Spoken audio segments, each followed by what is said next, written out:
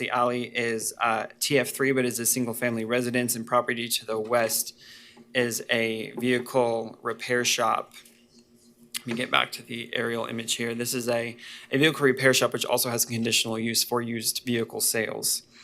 According to the comprehensive plan, this site is kind of a mix of residential and commercial zoning. It is within the established center area, which encourages infill development.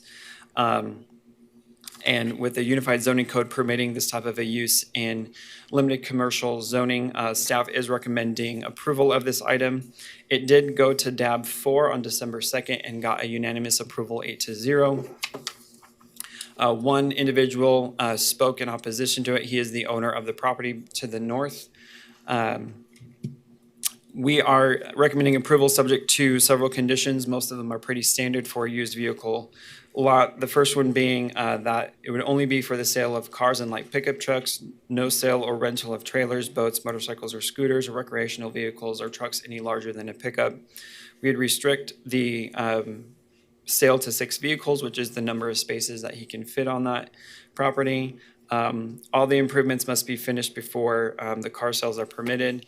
And kind of most importantly is that obviously bumpers would have to be put in on the north property line to ensure that no display vehicles would encroach over the property line. Other than that, they would have to provide a site plan with the 5-foot setback showing on there, so they'll have to revise the site plan and provide it to planning for approval. And they would have to comply with all state, local, and federal regulations. With that, I can stand for any staff questions. I kind of already gone through the pictures, but again, this is on the southwest corner. Ironically, though it's a discount flooring store right now, it too has a conditional use for used vehicle sales, which was approved back in 2000. And again, that's looking at the abandoned building. As you can see now, you can see there's already fencing or kind of berms or bumpers around the property, which will help contain cars into the property. As you can see, they would just have to add one along this north property line where the display vehicles are. Questions for staff?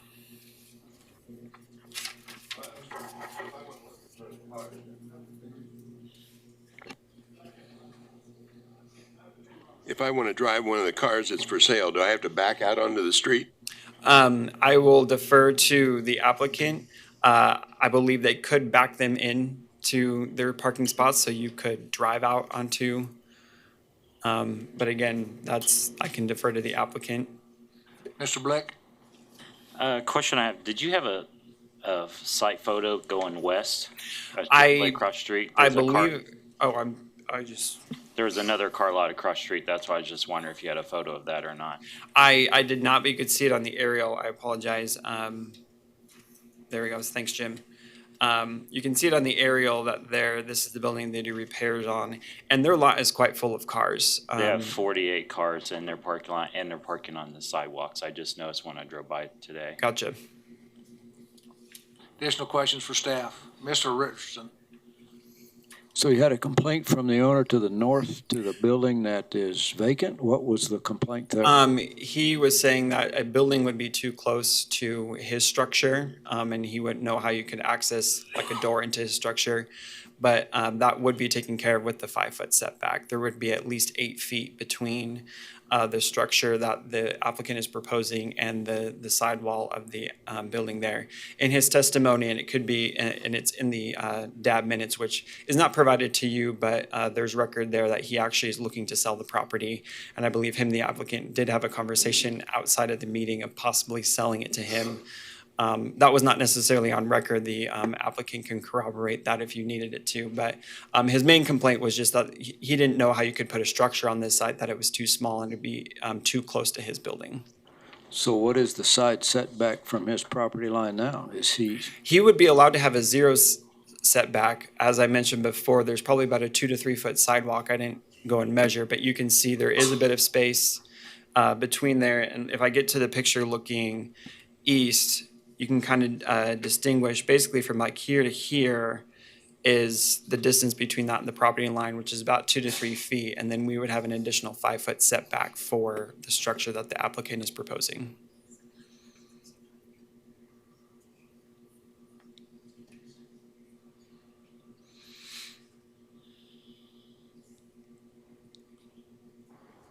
So if the owner of this property built a fence, he wouldn't be able to open the doors on the south side of his property. That kind of stops my clock a little bit, how that all got built, but I guess it's not germane to this case. Yeah, it's his property, not the applicant's. Additional questions for staff? Thank you. Agent or applicant, if you come forward, please, you will have 10 minutes. A little brevity is appreciated. I'm sorry, I'm kind of nervous right now, but all I can say is that I'm here to. State your name and address. My name is Miguel Roman Cortez, and I'm the owner of this property, and I'm here to beg you guys. Let me do this. Business for my future, and because the reason I'm trying to do this is like, I'm sorry, I'm kind of nervous. I'm sweating. Take your time. Yeah. I got my car lot on 4521 South Broadway, and I don't get any mails from the property owner. If the state sent me some letters on the mail, I never get them, and that's the reason I try to do something for my own. This is my own property. I try to make it work, and I'm here to comply with all the requirements you guys need me to do. I'm here to do it. I'm just here, need some help. Questions for the applicant. Mr. Blick. So I'm looking at your site plan on here, and based off the map that's shown right there, that's on displayed, there is grass that's actually in front. And Yes, you're in the you're middle, showing right. parking lot, that you're gonna increase these parking stalls over. There's grass, that's right there. So you're gonna put 6 stalls across the front, and that's gonna show the vehicle, because you can sell up to 6 cars, it looks like. Yes. And that's what you're showing for display parking. So are you gonna pave that grassed area? Yes, we're gonna get rid of the grass and put some concrete. Okay, and then also is where it says customer parking, so if a customer wants to come in, they're gonna have to come in through the driveway and park sideways, or come through the alley to park. Is that basically how you have that set? And you can only have for 1 car? So if you wouldn't be able to have a second parking, Okay, actually, There's customer the parking. customer parking here. There's the customer parking here, and there's another employees, my office, my ADA parking, and these are the displays. We're gonna go in and out from here. so if you It's have, gonna be closed. so if you have a second customer that's not ADA, then they couldn't park into that other ADA stall, is that correct? That's why we got an extra one. And you got an extra one? Yes, this parking, customer parking, DA. Yes, this is double, but it's required by law. Do you see it sufficient to be able to have, what if you have a second customer come up? You're showing 6 cars, possibly. I never noticed that. So we got a parking for employee, DNA parking, customer. Guess we need another customer parking. Scott, you want to add to that? The customer parking that's provided meets the code requirement Based off the square footage of the, and the number of vehicles, yeah. Okay. It's based on the size of the lot, actually. 'Cause it's not, I just see it's just a flow issue, that there's really, unless they're coming through the alleyway to park or something like that, it's gonna be really hard for someone to take that corner and then park sideways.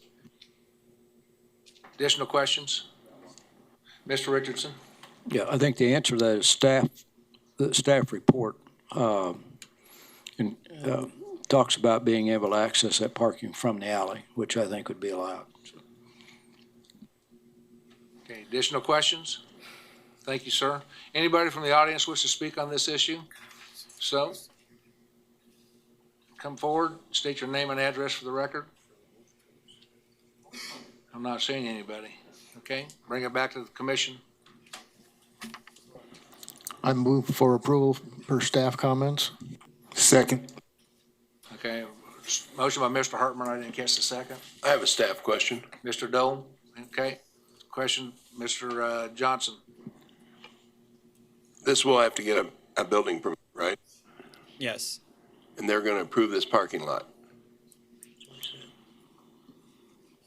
That's more for MABCD. MABCD will approve this parking lot. Yes, in fact, you are approving it for them.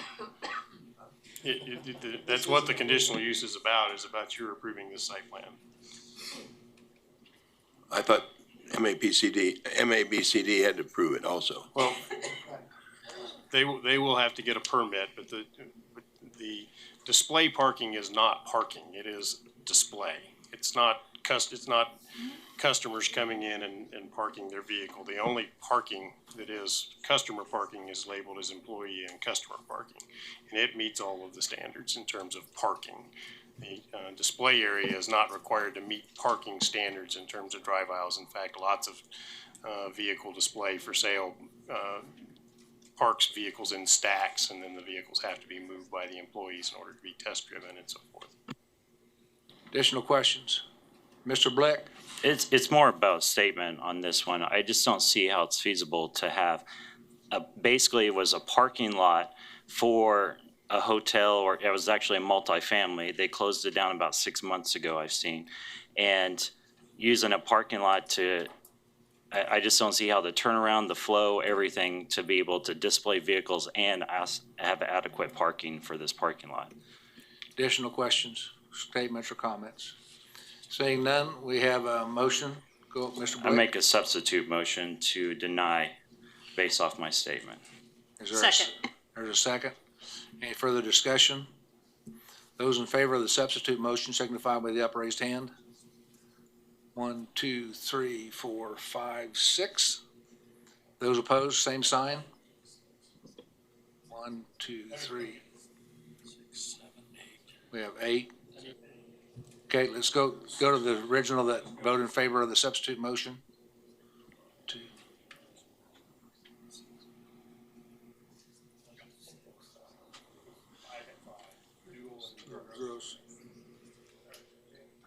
Brings us back to the original motion. Those in favor signify with the upraised hand.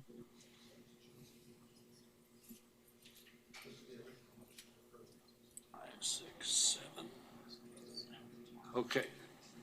3, 4, 5, 6, 7, 8. Those opposed? Be the rest, okay? 8 to 6, does that sound right? Okay, motion passes. Next item, please. 4.4, PUD 2019 dash. Okay, let's take a 5-minute break. I think everybody appreciates. Sorry about that, but you'll appreciate our attentiveness.